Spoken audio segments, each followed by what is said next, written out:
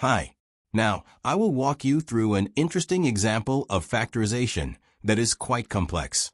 At first glance, it may seem confusing, and many will want to immediately expand the parentheses and then get even more confused. But what if I told you that it can be solved very simply and even elegantly? Let's begin. If you look closely, you can see that the parts marked in green are identical. We can replace them with y. After the transformation, we get a quadratic trinomial, which needs to be factored. For easier factorization, I will determine the main factors, which are 2x, x, and y, and then we will construct the factorization of the quadratic trinomial. To verify its correctness, I suggest you multiply the factors together. If, after multiplication, the factorization returns to the original quadratic trinomial, then it is correct.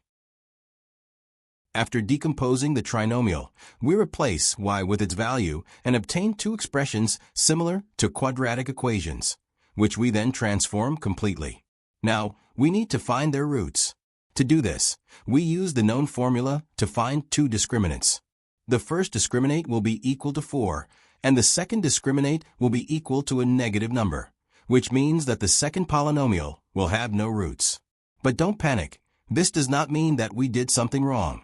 We just add the second polynomial to the final answer. Having the discriminant of the first polynomial, we derive two roots from it using the formula. Now we add their opposite numbers to the roots so that the result is 0, thereby breaking down the roots of the polynomials.